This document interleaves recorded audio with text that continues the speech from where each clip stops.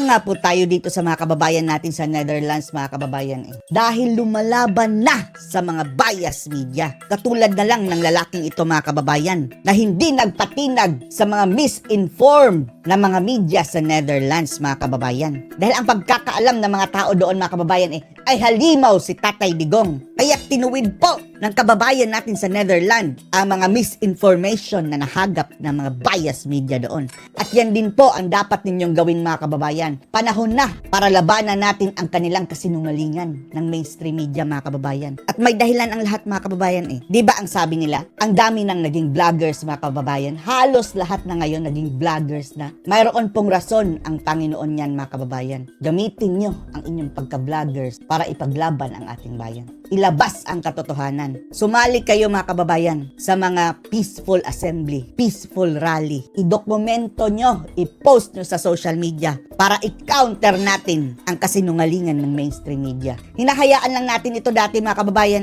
Itong ginagawa ng Rappler, ABS-CBN, GMA, Inquirer at iba pa. O anong nangyari? Naniwala ang ICC. Kinulong si Tatay Digong Duterte. Kaya hanga tayo sa taong ito, mga kababayan. At ito ang dapat nating tularan.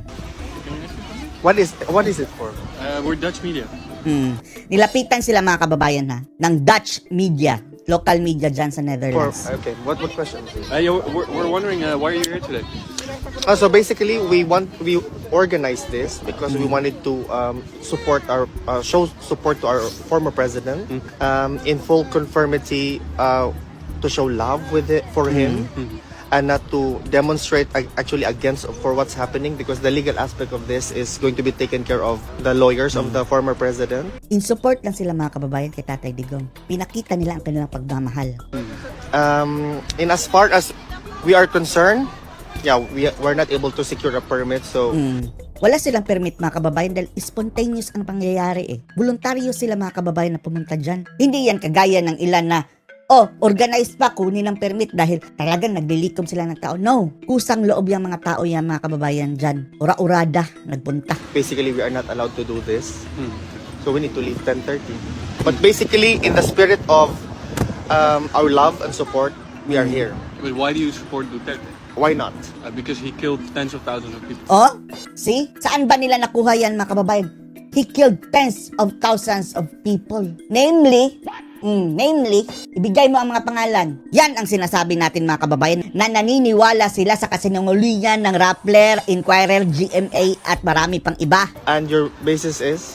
His own government claims, like his own government acknowledged Misinformed. Own government pa daw ang nagsabi, mga kababayan, ha? that they Which- executed many people. Are you sure? Saan? Because the last time I checked, it was only 7,000. At yung 7,000 pa nga, mga kababayan, hindi naman yan lahat sa police operation. Yun yung mga tao, mga kababayan, na namatay na, binaril, na kung sino. Kagaya ngayon, nagpapatuloy pa rin yan hanggang ngayon, riding in tandem. At alam naman natin, mga kababayan, dumami yan nung panahon ni dating Pangulong Duterte dahil yung mga ninja cops, mga kababayan, na mayroong mga tauhan na ginawa nilang runner, pinagliligpit bago sila mahuli.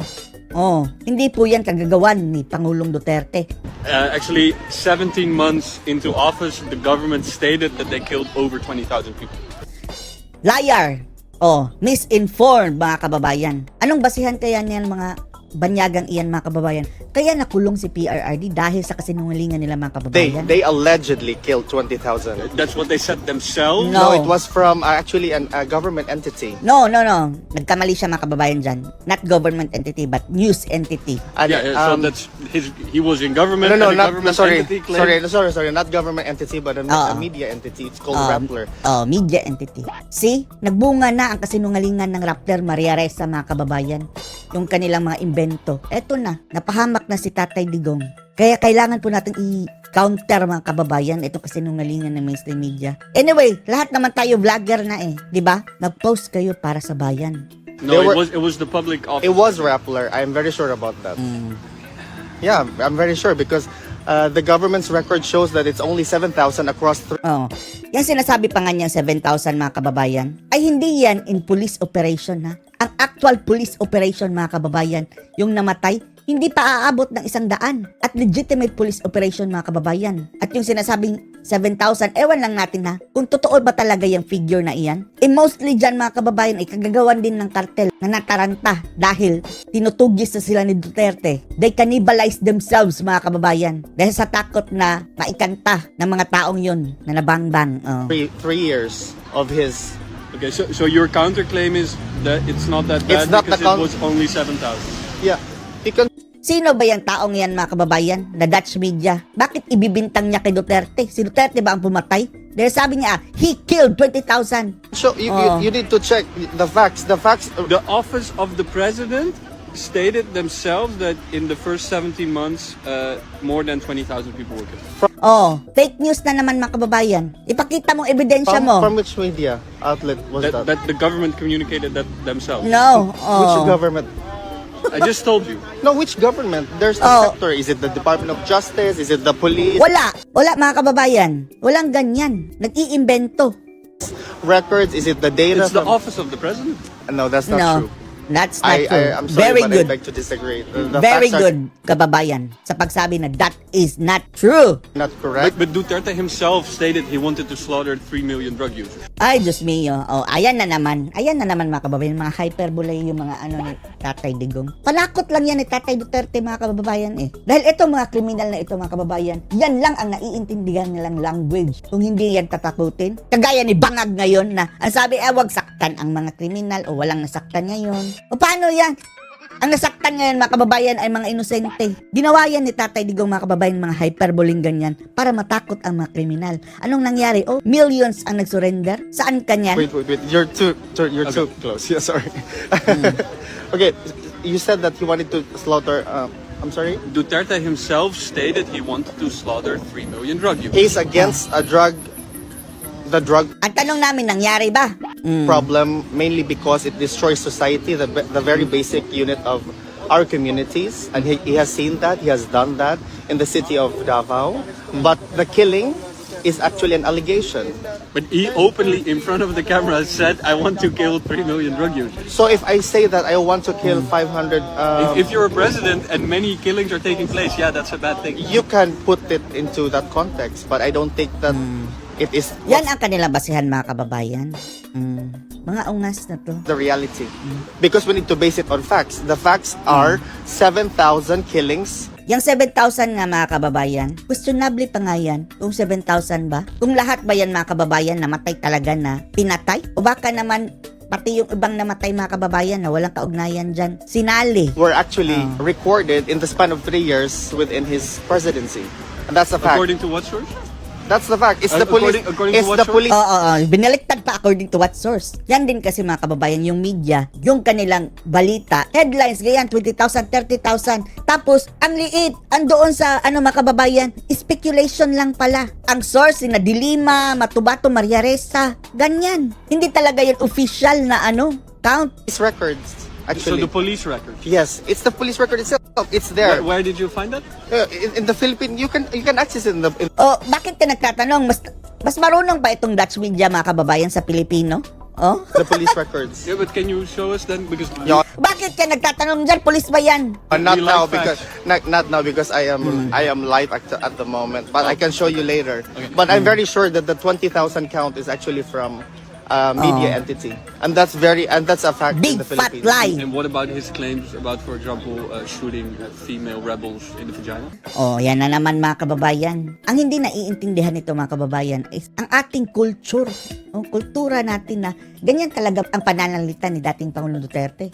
At particularly mga kababayan, yung nasa Visayas at Mindanao. Hindi naman yan big deal sa mga taga Visayas at Mindanao eh. Ang big deal lang yan mga kababayan, yung mga, hindi natin pinag-aaway-away ang mga kababayan ha, taga Luzon. Ay hindi nga lahat taga Luzon. Yung Imperial Manila lang mga kababayan. Minsan hindi nila yan naiintindihan mga ganyang language dahil hindi naman sila taga Visayas at Mindanao eh. Pero doon sa Visayas at Mindanao, wala lang yan naiintindihan.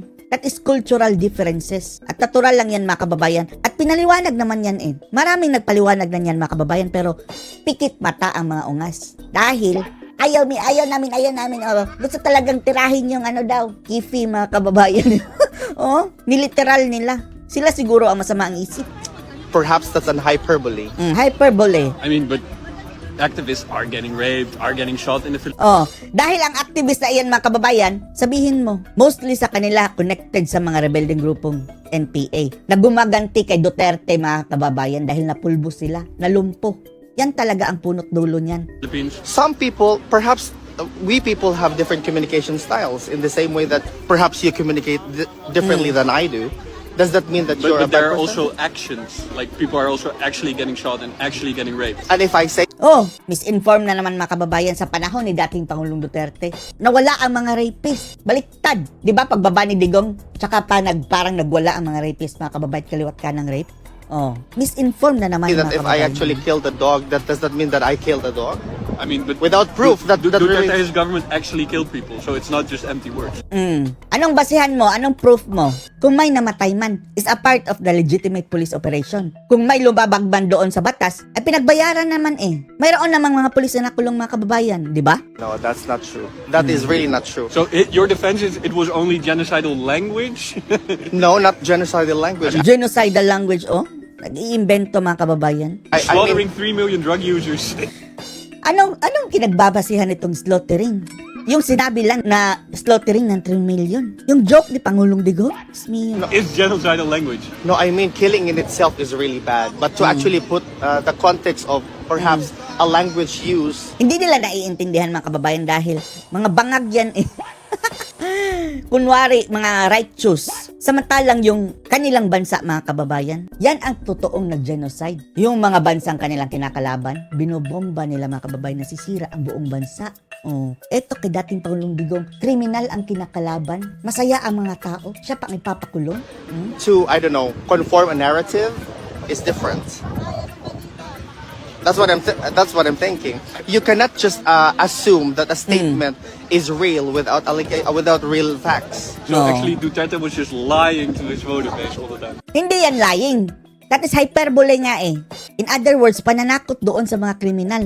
Dahil walang naiintindihan ang kriminal na lang ibang language, kundi yun din. Kumbaga, ngipin sa ngipin. If you characterize it as lying, then perhaps to suit your narrative, then it's lying. Oh. How would you characterize it then? It's perhaps his Hyperbole. language is different. You need to understand that we have different language or communication styles. It's actually a cultural thing, to be honest. But you cannot enforce on me that the killings were Very good. 20,000 when in fact it was a number that was probably, I don't know, born out of whatnot. I don't know. Because that's not true. Very good kabayan. Saludo kami sa'yo. Saludo kami sa'yo. Pero, kahit pa'y nasupalpal niya yan mga kababayan, pagdating dyan sa balita sa media, iti-twist yan nila, ang mga animal na yan. No, he's from the Netherlands. He's from the Netherlands. He's Dutch. Is that okay? Is that good enough? I mean, you can say whatever you Yeah. want to say. It's a free country. But you like- think, yeah, exactly, it's a free Yeah. country. So you cannot impose on me that the killings were real when in fact it was merely allegations. Well, I think there are credible sources that Credible sources. Oh, ayan na. Paulit-ulit na lang siya mga kababayan, Rappler. Oh, bidang-bida ang Rappler. Rappler lahat ito mga kababayan. So are you saying as well that the arrest Tapos, ang Rappler, tumatanggap pala ng aid mga kababayan galing sa ibang bansa. Animal. Oh. George Soros. Oh. Deny it, Rappler. Oh. Totoo, hindi. Bakit mayroong mga lumalabas ngayon na informasyon na tumatanggap kayo ng pondo galing kay George Soros? Isang troublemaker mga kababayan yan si George Soros. Marami ng bansa na ginulo niyan kapag hindi luluhod sa kanila ang leader, kagaya ni Duterte. for him is valid? I mean, I think you can dispute it on like maybe legal claims. Exactly. Something like If- paperwork. Exactly. That's true. But I don't think That's any my point. sensible person would deny that extrajudicial killings took place under Duterte. Well, under the terminology definition, extrajudicial killing is that when a state really said, okay, kill people, then it's categorized. We're 10:30 lang tayo, then it's categorized as extrajudicial killing. But I don't think so. Honestly, to be honest, we can be different, you know, and you cannot and you I'm cannot. just curious to understand your word. Yeah. I respect it. Yeah, I also respect. I'm not gonna kill you. No, no. No, I'm not gonna kill you. Galit na yan mga kababayan. Oh, natakot tuloy. Oh, local yan mga kababayan na eh, Dutch media. Hindi rin masyadong pwedeng mag-angas yung mga kababayan natin Pilipino dyan dahil baka mapag-initan. Oh, no, I'm not a no. Duterte. No. No, I don't think Oh, wow, I'm not a Duterte. Pumunta ka dito sa Pilipinas, babalatan ka namin ng buhay, Dutch media. so. Yeah. Or do you have math on That's, you? no. Okay. That's no, that's the point. That's the point there. No. For me personally, I can only speak. I can only no. Mga baliw mga kababayan, yung mga ganyan, mga close-minded na mga reporter. Anong masasabi nyo dito mga kababayan? Post the comments below.